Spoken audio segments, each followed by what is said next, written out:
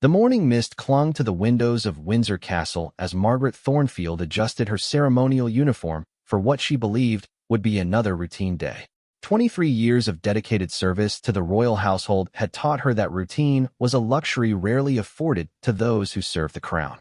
As head of the Queen's personal guard, Margaret had witnessed history unfold behind closed doors, had stood silent sentinel during moments of triumph and tragedy, and had earned the unwavering trust of the late Queen Elizabeth II through her unwavering discretion and loyalty. Margaret's boots clicked against the marble floors as she made her way through the corridors she knew better than her own home. The castle seemed different now, emptier somehow, despite the constant bustle of staff preparing for what palace officials were calling administrative transitions. She had served 3 monarchs in her career, but none had commanded her respect quite like the late Queen. The woman had possessed an indefinable quality that made even the most hardened palace guards feel protective, almost paternal in their duties. The summons had come at dawn. Lady Pemberton, the Queen's former private secretary, had requested Margaret's immediate presence in the private quarters. The tone of the message suggested urgency, though Lady Pemberton was known for her measured approach to palace matters. Margaret had learned to read between the lines of palace communications over the years, and something in the formal language of the request set her nerves on edge. As she climbed the stairs to the private wing, Margaret reflected on the changes that had swept through the palace since the funeral.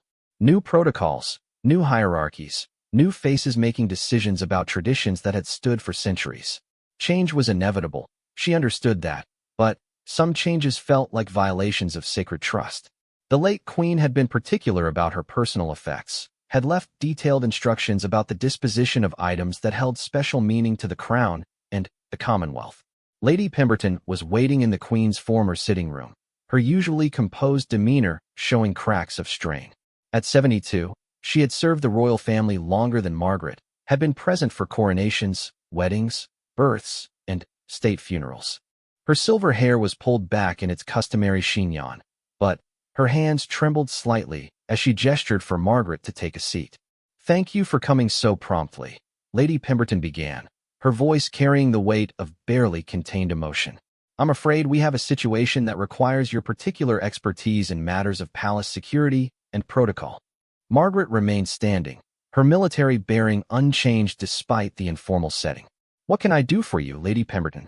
The older woman moved to the window, gazing out at the grounds where the late Queen had taken her morning walks for decades.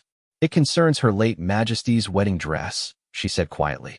"The Norman Hartnell creation from 1947. You're familiar with its significance, of course." Margaret nodded. Every member of the household staff knew the story of that dress. Designed by Norman Hartnell, it had been crafted from Duchesse satin purchased with rationing coupons, a symbol of hope and renewal in post-war Britain. The intricate embroidery featured roses, shamrocks, leeks, and wheat sheaves, representing the 4 nations of the United Kingdom. The dress had been more than a garment. It was a piece of living history, a symbol of duty, sacrifice, and the continuity of the monarchy. The dress was to be preserved, Lady Pemberton continued, according to Her late Majesty's explicit written instructions. It was to remain in the royal collection, available for historical display and research, but never to be worn again. Those were her exact words, Margaret. Never to be worn again. A cold understanding began to settle in Margaret's chest. "What has happened to the dress, Lady Pemberton?" The private secretary turned from the window, her face pale but determined. "Queen Camilla has requested its alteration for an upcoming state dinner. She wishes to wear it as a tribute to her predecessor, or so her staff has indicated. The request came through official channels yesterday evening." Margaret felt her jaw tighten. In 23 years of service, she had never questioned a direct order from a reigning monarch. The chain of command was sacred, absolute. But this request felt different, felt wrong in ways that transcended protocol and procedure. The late Queen's instructions had been clear, had been documented, had been shared with key staff members precisely to prevent such situations. "Have you spoken with the new Queen about the late Queen's wishes regarding the dress?" Margaret asked carefully. "I have sent a formal communication outlining Her late Majesty's instructions," Lady Pemberton replied. "I have not yet received a response. However, I have been informed that the dress has already been taken to the royal seamstresses for preliminary measurements and assessment." The violation felt physical, like a punch to the solar plexus. Margaret had been present when the late queen had dictated her final instructions regarding personal effects. The monarch had been weak, but lucid, her voice steady as she specified the fate of items that had defined her reign. The wedding dress had been discussed at length, with particular emphasis on its historical significance and the importance of preserving it unchanged for future generations. Who authorized the removal of the dress from its storage location? Margaret asked. That's what concerns me most deeply, Lady Pemberton admitted. The authorization came through channels I don't recognize. New staff, new procedures. The continuity protocols we established seem to have been bypassed entirely. Margaret understood the implications immediately. The palace operated on established chains of command, carefully documented procedures that ensured the protection and proper handling of items of historical significance. The late queen had been meticulous about such matters, had spent decades refining systems designed to protect the monarchy's heritage. To bypass these systems so quickly after her death suggested either ignorance of established protocols or a deliberate disregard for them. I need to understand the current location of the dress and the scope of any alterations being considered, Margaret said. Can you provide me with the details of the authorization order? Lady Pemberton moved to an ornate desk and withdrew a manila folder. Everything I've been able to gather is in here. The original request, the authorization documents, and copies of Her late Majesty's instructions regarding the dress. I've also included correspondence from the Royal Collection Trust expressing their concerns about the proposed alterations. Margaret accepted the folder, noting its weight. Lady Pemberton had been thorough, as always. What outcome are you hoping for, Lady Pemberton? The older woman's composure finally cracked, tears forming in her eyes. I served her for 47 years, Margaret. 47 years. I watched her make countless sacrifices in the name of duty and tradition. That dress represents more than fabric and embroidery. It represents her commitment to continuity, to preservation, to ensuring that the monarchy's history remains intact for future generations. To see it altered, to see those instructions ignored so casually. She paused, gathering herself. I simply cannot remain silent. Margaret felt the familiar weight of responsibility settling on her shoulders. Throughout her career, she had protected the royal family from external threats, had stood between them and those who would do harm. But this threat was different, more complex. This was about protecting the late queen's legacy from decisions made by her successors, about honoring the wishes of a woman who had dedicated her life to service and duty. I will investigate the matter thoroughly, Margaret promised. I will review the protocols, examine the authorization documents, and determine whether proper procedures have been followed. If they have not, I will take appropriate action. And if they have been followed? Lady Pemberton asked quietly. If the new queen has the legal authority to override her predecessor's wishes? Margaret was quiet for a long moment, considering the question that struck at the heart of royal succession and institutional continuity. Then, we will have learned something important about the nature of change within the monarchy, she said finally. But, regardless of legal authority, there remains the question of what is right, what honors the late queen's memory, and serves the long-term interests of the institution she devoted her life to protecting. Lady Pemberton nodded, understanding passing between two women who had spent their careers in service to something larger than themselves. I've prepared a summary of the key dates and decisions, she said, handing Margaret another document. The state dinner in question is scheduled for 3 weeks from today. If alterations are to be made, they would need to begin immediately. The timeline added urgency to an already delicate situation. 3 weeks provided little room for diplomatic solutions or extended negotiations. Decisions would need to be made quickly, and those decisions would likely set precedents for how the new reign would handle matters of historical preservation and institutional continuity. As Margaret prepared to leave, Lady Pemberton spoke once more. There's something else you should know, she said hesitantly. The new Queen's staff has indicated that this is just the beginning. They've requested access to other items from Her late Majesty's personal collection. Jewelry, ceremonial robes, even personal correspondence. They seem to view these items as available resources rather than protected historical artifacts. The implications were staggering. The late Queen's personal collection represented decades of accumulated history, gifts from world leaders, pieces worn during defining moments of her reign. Each item had been carefully catalogued, with specific instructions for its preservation and future use. To treat these items as a general wardrobe or resource pool would represent a fundamental shift in how the monarchy viewed its own heritage. Margaret left the sitting room with a heavy heart and a clear sense of purpose. The corridors of Windsor Castle stretched before her, filled with centuries of history and tradition. Portraits of long-dead monarchs gazed down from the walls, silent witnesses to the ongoing struggle between change and continuity that defined royal succession. Her first stop would be the Royal Collection Storage Facility, where she hoped to assess the current status of the wedding dress and document any changes that had already been made. She would need to be careful, diplomatic, but firm. The new reign was still establishing its patterns and precedents, and how this situation was handled would likely influence countless future decisions. As she walked, Margaret thought about the late Queen's final months, how she had worked tirelessly to ensure a smooth transition while protecting the things she held most dear. The monarch had understood that her death would bring changes, but she had also believed that her instructions and wishes would be honored, that the people she had trusted would continue to guard the things that mattered most to the continuity of the crown. The weight of that trust settled on Margaret's shoulders as she prepared for what she sensed would be one of the most challenging conversations of her career. She was about to confront a reigning queen about a matter that touched on power, tradition, and the very nature of royal authority. The outcome would determine not just the fate of a single dress, but the precedent for how the monarchy would balance change with preservation in the years to come. The morning mist had lifted by the time Margaret reached the Royal Collection facility, but the uncertainty that had begun her day remained as thick as ever. She steeled herself for the investigation ahead, knowing that her actions in the coming hours would either preserve a piece of history or witness its transformation into something entirely different. The late Queen's trust demanded nothing less than her complete dedication to uncovering the truth, regardless of where that truth might lead or whom it might displease.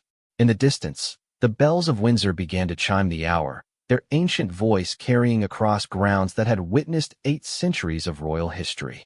Margaret listened to their familiar sound and drew strength from their constancy. Some things, she reminded herself, were worth fighting to preserve, regardless of the personal cost or political consequences. The late Queen had taught her that through decades of faithful service, and she would not fail that lesson now. The Royal Collection Storage Facility hummed with the quiet efficiency of climate-controlled preservation. Margaret badged through 3 separate security checkpoints, her credentials still carrying the weight they had accumulated over more than 2 decades of faithful service. The facility manager, Dr. Elizabeth Hayes, greeted her with the wary respect typically reserved for palace officials whose visits often signaled complications. Dr. Hayes had been curator of the Royal Collection's textile archive for 15 years. She possessed the kind of meticulous attention to detail that made her invaluable for preserving centuries of royal garments, tapestries, and ceremonial regalia. Her domain was one of controlled temperature, filtered light, and absolute documentation of every item's condition and location. Margaret had worked with her before on matters involving the security of historically significant pieces, and she trusted the curator's professional judgment implicitly. "I assume this concerns the Hartnell wedding dress," Dr. Hayes said without preamble as they walked through corridors lined with temperature-controlled storage units. "I've been expecting someone from the palace administration to follow up on yesterday's rather unusual requisition order." Margaret noted the careful choice of words. Dr. Hayes was diplomatic by necessity, but her tone suggested deep concerns about recent events. "Can you show me the dress's current location and status?" They stopped before a specialized storage unit that Margaret remembered visiting with the late Queen several years earlier. The monarch had come to review the preservation conditions of her most significant garments, including the wedding dress that had launched her into public life. The Queen had stood quietly before the climate-controlled case, studying the dress with an expression that mixed nostalgia with solemn responsibility. Dr. Hayes input her access code, and the storage unit opened to reveal an empty mounting form.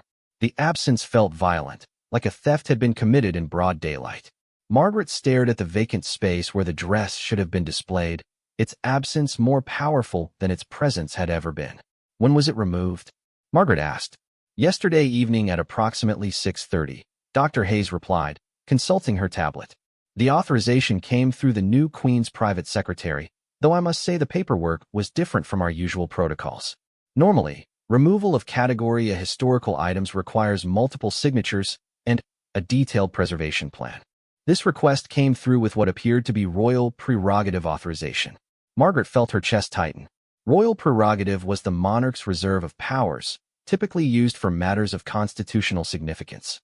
To invoke such authority for the removal of a single garment suggested either a fundamental misunderstanding of established procedures or a deliberate assertion of absolute power over institutional protocols. "Did you express any concerns about the removal?" she asked. Dr. Hayes hesitated, clearly weighing her words carefully. "I did attempt to contact Lady Pemberton to confirm the authorization, given that Her late Majesty had left specific written instructions regarding this particular piece. However, I was informed that Lady Pemberton no longer held authority over such decisions, and that questions should be directed to the new Queen's staff." The systematic bypass of established personnel and procedures was becoming clearer. Lady Pemberton's decades of institutional knowledge were being set aside in favor of new approaches that prioritized immediate access over careful preservation.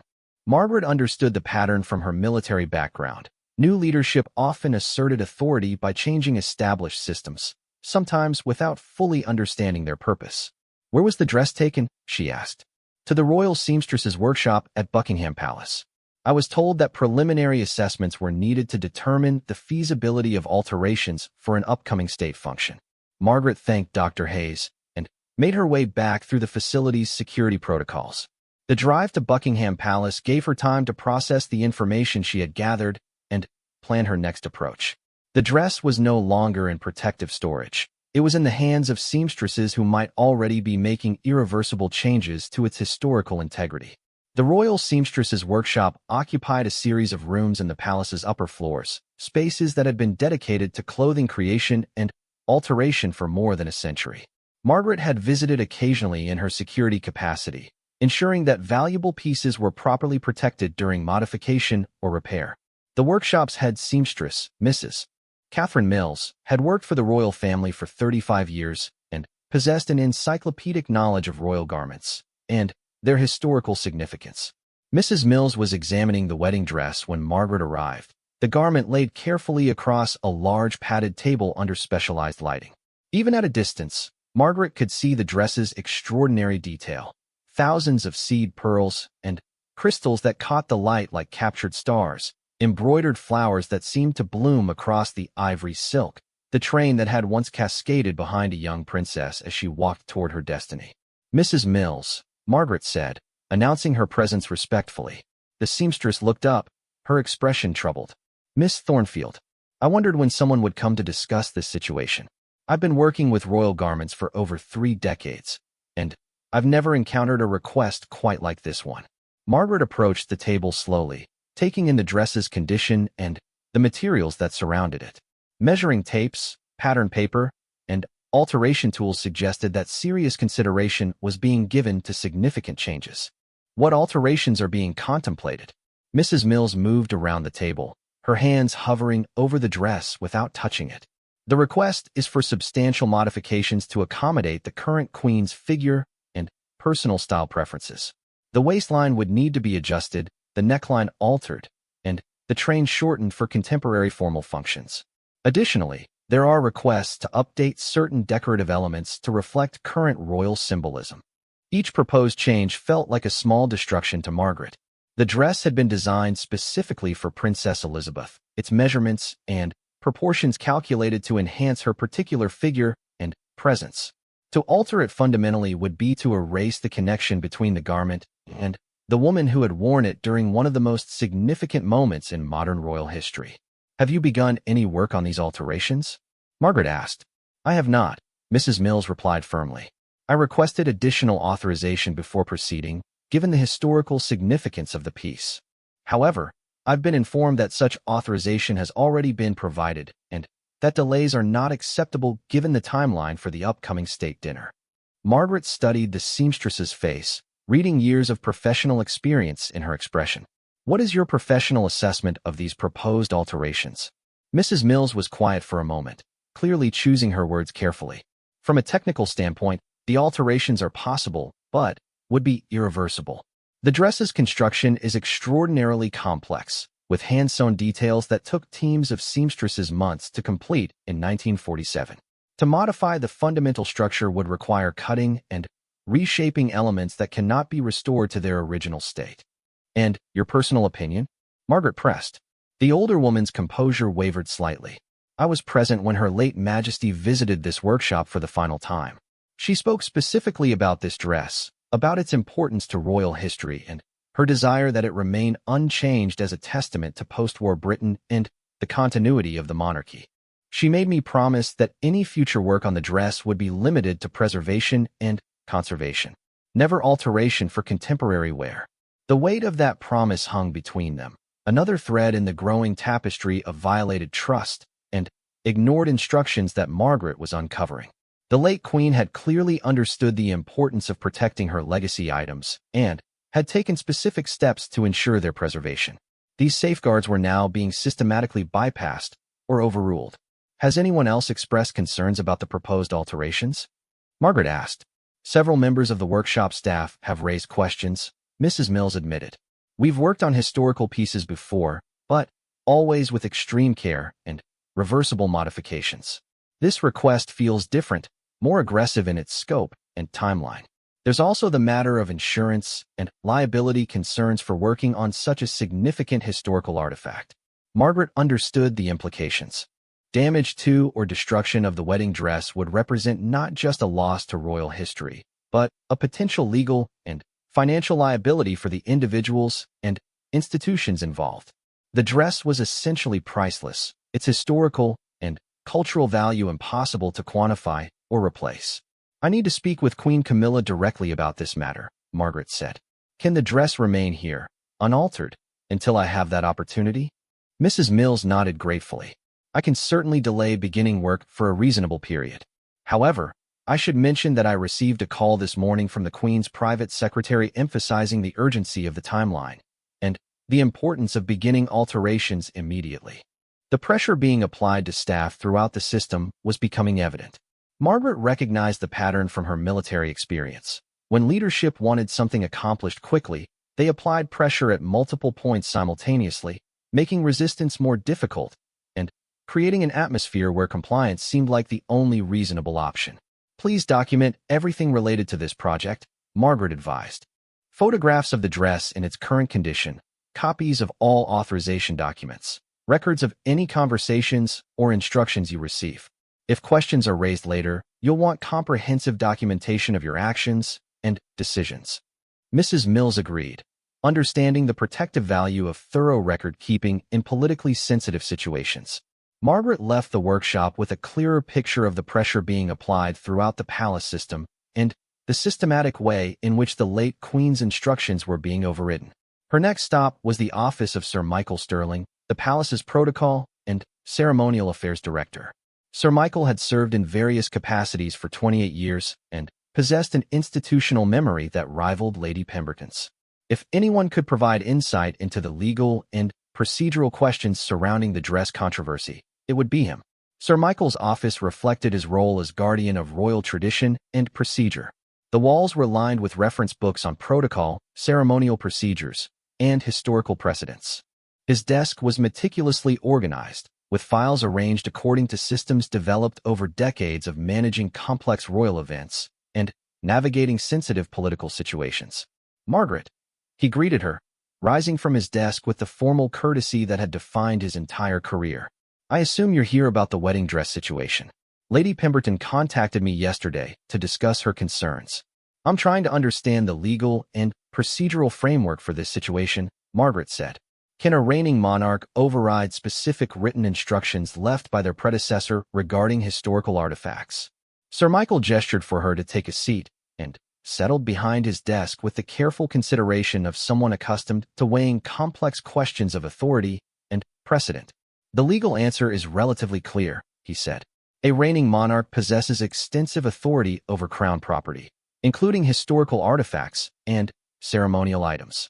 However, the practical and institutional implications are far more complex. He pulled out a thick reference volume and opened it to a bookmarked section. Traditionally, the monarchy has operated on principles of continuity and institutional preservation. While each monarch brings their own style and preferences to the role, there has been an understanding that certain items and traditions transcend individual reigns and should be preserved unchanged for future generations. Margaret leaned forward, sensing that Sir Michael was approaching the heart of the matter. But there's no legal mechanism to enforce such preservation? Not in the traditional sense, he admitted. However, there are practical considerations that have historically guided such decisions. Public opinion, institutional relationships, and long-term preservation of royal legitimacy have all served as informal checks on monarchical authority over historical items. He turned several pages in the reference book, pointing to passages that outlined historical precedents for similar situations. There have been instances where reigning monarchs have chosen to modify or repurpose items from previous reigns. However, these decisions have typically been made after careful consultation with historians, curators, and senior palace officials. The process has traditionally emphasized transparency and institutional consensus. Margaret understood the subtext of his carefully diplomatic language. The current situation was proceeding without the usual consultation and consensus-building processes that had traditionally governed such decisions. What would you recommend as the appropriate course of action? Sir Michael was quiet for several moments, clearly weighing his words with extreme care. I would recommend a formal meeting between the new queen and senior palace officials to discuss the broader implications of decisions regarding historical artifacts. Such a meeting would provide an opportunity to explain the institutional importance of preservation protocols and the potential consequences of departing from established practices. And if the Queen chooses to proceed regardless of such concerns? Margaret asked. Then, we would be entering uncharted territory in terms of royal precedent and institutional practice, he replied gravely. The monarchy's strength has always rested partly on its connection to history and tradition. Decisions that appear to disregard or diminish that connection risk undermining the institution's long-term stability and public support. Margaret left Sir Michael's office with a deeper understanding of the constitutional and institutional dimensions of the situation. The wedding dress controversy was not simply about a single garment. It was about the fundamental question of how the monarchy would balance change with continuity in the new reign. Her final stop before requesting an audience with Queen Camilla was a brief meeting with Commander James Robertson, head of palace security. Robertson had worked closely with Margaret on numerous occasions and understood the security implications of high-profile controversies within the royal household. I've been expecting this conversation, Robertson said when Margaret entered his office. Palace staff have been talking, and word of the dress situation has reached multiple departments. There are concerns about potential public relations complications if the matter becomes public knowledge. Margaret appreciated Robertson's direct approach to sensitive issues. What's your assessment of the security implications? If this becomes public, it will likely generate significant media attention and public debate, he replied. The late Queen remains extremely popular, and any actions that appear to disregard her wishes or diminish her legacy could provoke strong negative reactions. We need to be prepared for potential protests, media scrutiny, and political complications. The conversation reinforced Margaret's growing understanding that the wedding dress issue had implications that extended far beyond the palace walls. Public perception of the new queen's respect for her predecessor's legacy could significantly impact the monarchy's standing and the smooth transition of royal authority. As the day drew to a close, Margaret found herself standing once again in the corridors of Windsor Castle, surrounded by centuries of royal history and faced with a decision that could define her own legacy of service. The information she had gathered painted a clear picture of systematic disregard for established protocols and the late Queen's explicit wishes. The question now was whether she had the courage to confront a reigning monarch about these violations and the institutional wisdom to do so in a way that served the long-term interests of the crown. The request for a private audience with Queen Camilla was granted with surprising speed, though Margaret suspected this had more to do with the Queen's desire to address growing palace tensions than any particular eagerness to discuss the wedding dress situation. The meeting was scheduled for the following morning in the Queen's private study at Clarence House, a setting that would allow for frank conversation away from the formal protocols of throne rooms and state apartments. Margaret spent the evening reviewing every document Lady Pemberton had provided, cross-referencing authorization procedures with Sir Michael's protocol guidelines, and preparing talking points that would present her concerns respectfully, but clearly.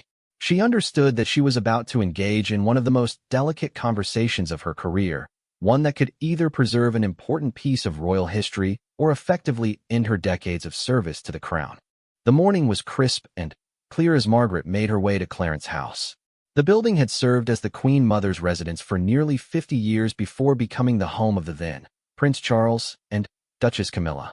Its elegant Georgian architecture seemed to embody the continuity and tradition that Margaret was fighting to preserve, though she was acutely aware that buildings, like institutions, could house dramatically different approaches to power and responsibility.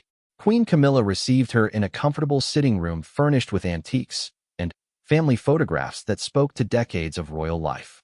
At 76, the Queen possessed the kind of confident bearing that came from years of public scrutiny and gradual acceptance into one of the world's most traditional institutions. She was dressed simply but elegantly, projecting an accessibility that had characterized her public persona throughout her controversial journey from private citizen to queen consort to reigning queen. "Miss Thornfield," the Queen said, gesturing to a chair opposite her own. "I understand you have concerns about some recent decisions regarding palace artifacts. I appreciate your dedication to institutional protocols, and I'm happy to discuss the matter directly." Margaret took her seat, noting the Queen's careful choice of words. By framing the issue as concerns about decisions rather than acknowledging specific violations of established procedures, the Queen was already establishing the parameters of their conversation. "Your Majesty, I'm grateful for your time. I wanted to discuss the recent requisition of Her late Majesty's wedding dress and the proposed alterations for your upcoming state dinner." Queen Camilla's expression remained pleasant, but became noticeably more guarded. "Yes, the Hartnell dress. It's a beautiful piece, and I thought it would be a meaningful tribute to wear it during the state dinner with the French president. Elizabeth wore it during such a hopeful time in British history, and I felt it would symbolize continuity between her reign and mine." The explanation sounded reasonable on its surface, even thoughtful in its intention to honor the late Queen's memory. But Margaret had anticipated this line of reasoning and was prepared to address its fundamental flaw. "Your Majesty, I believe there may have been some miscommunication regarding Her late Majesty's specific instructions about that particular garment." She opened the folder Lady Pemberton had prepared and extracted a copy of the late Queen's written directive regarding her wedding dress. Her late Majesty left explicit written instructions that the dress was never to be worn again by anyone. She specified that it should remain in the royal collection as a historical artifact, available for display and research, but preserved in its original condition for future generations. Queen Camilla accepted the document and read it carefully, her expression revealing nothing of her thoughts. When she finished, she set it aside and looked directly at Margaret. "I'm aware of Elizabeth's general wishes regarding the preservation of historical items. However, I believe there's a difference between preserving something as a museum piece and honoring it through continued use in appropriate ceremonial contexts." Margaret felt her pulse quicken. The Queen was not disputing the existence of the written instructions. She was dismissing their authority or relevance to her own decisions. "Your Majesty, with respect, Her late Majesty's instructions were quite specific about this particular item.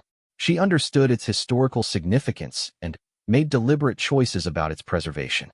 "Miss Thornfield," the Queen replied, her tone becoming slightly cooler, "I appreciate your concern for Elizabeth's wishes, but I must point out that as the reigning monarch, I have both the legal authority and the responsibility to make decisions about crown property that serve the current needs of the institution." Elizabeth made many decisions during her reign, but she also understood that each monarch must adapt royal traditions to contemporary circumstances.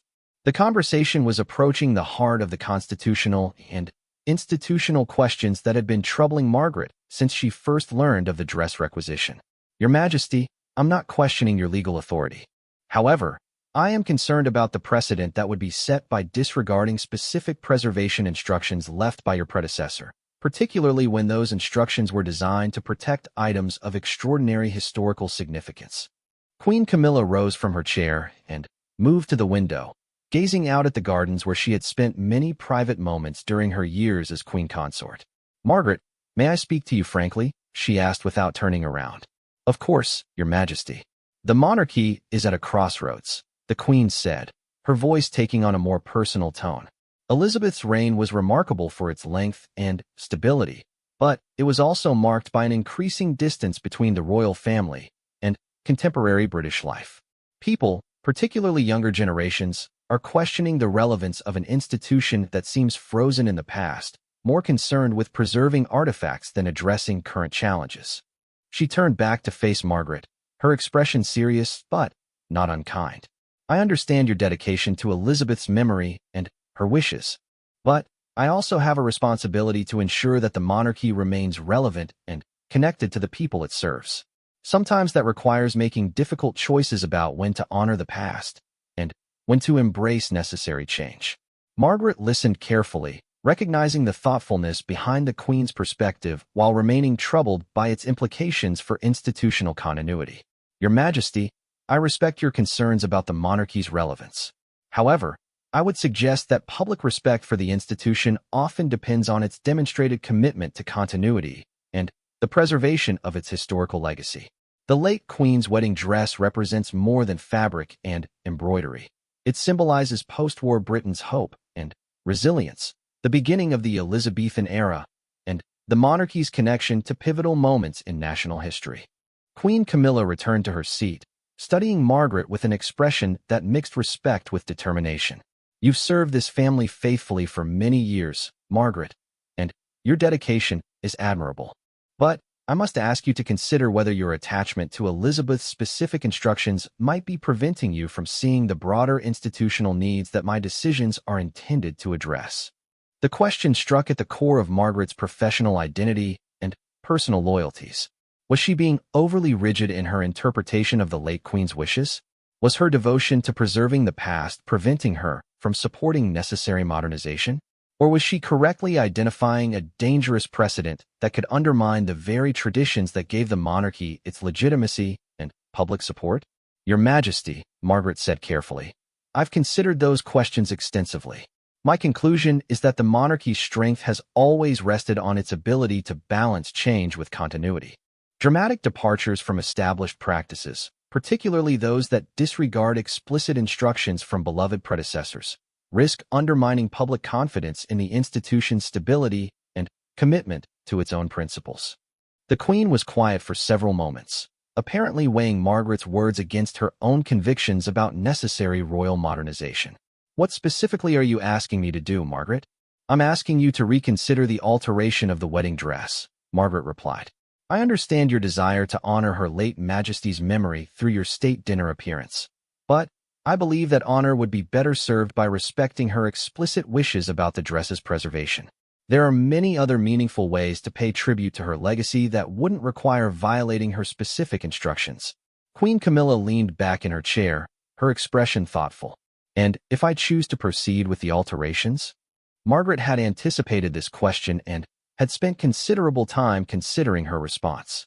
Then, I would respectfully request that the decision be made through proper consultation with the Royal Collection Trust, senior palace officials, and historical preservation experts.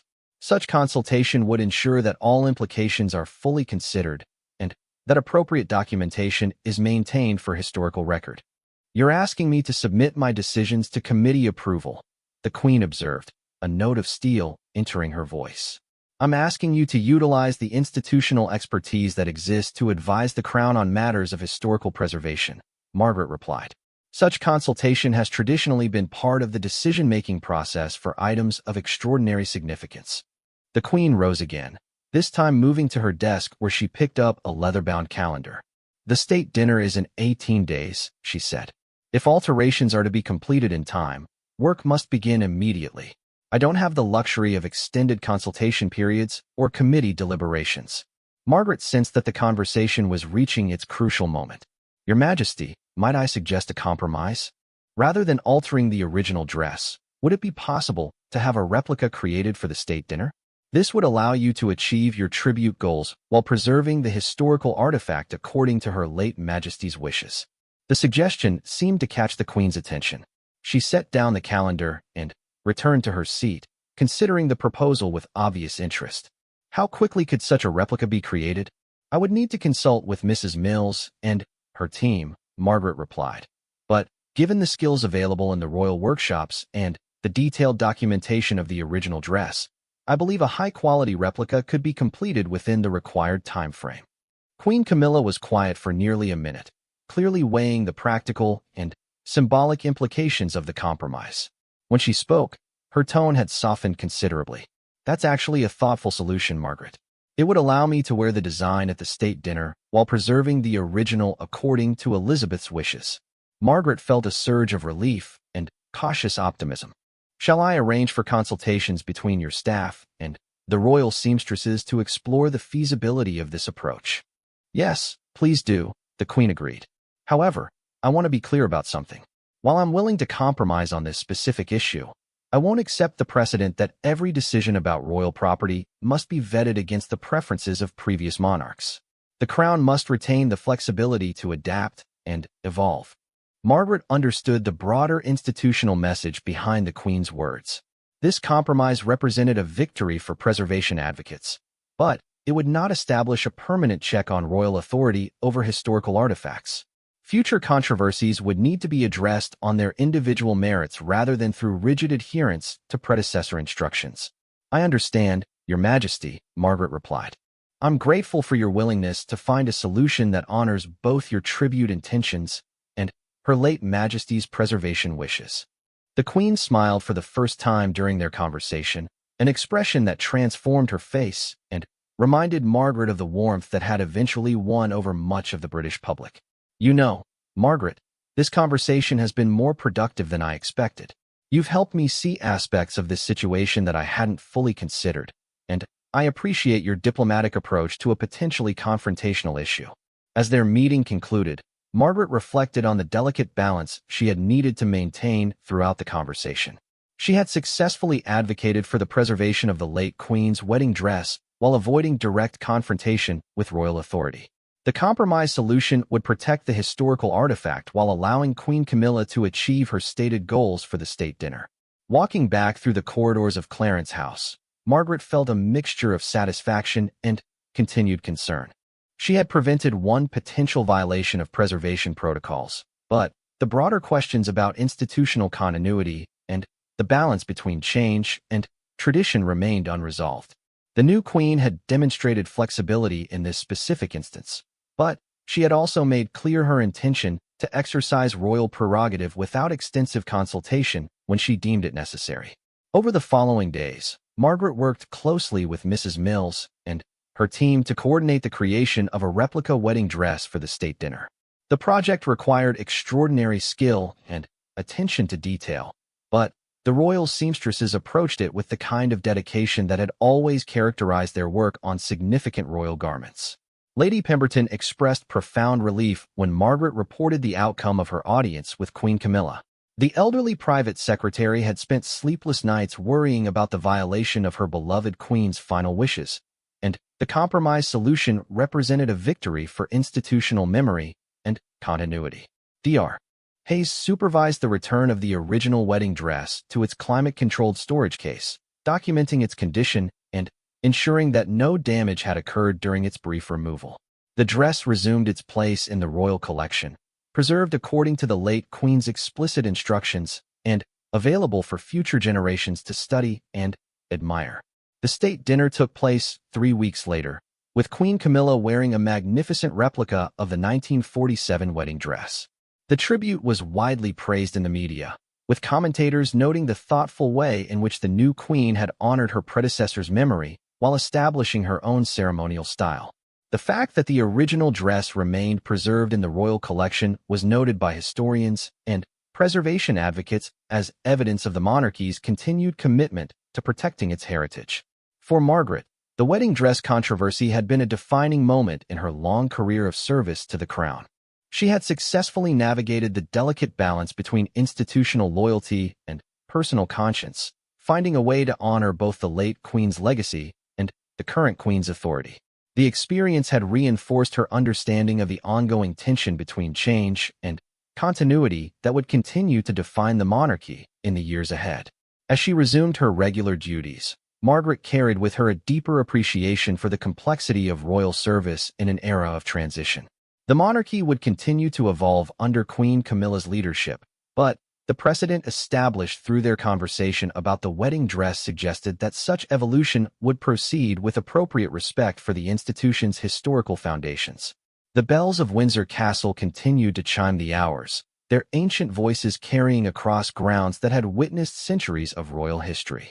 In the Royal Collection Storage Facility, the late Queen's wedding dress remained safely preserved, its ivory silk and seed pearls bearing witness to a moment of hope in post-war Britain and the beginning of an extraordinary reign.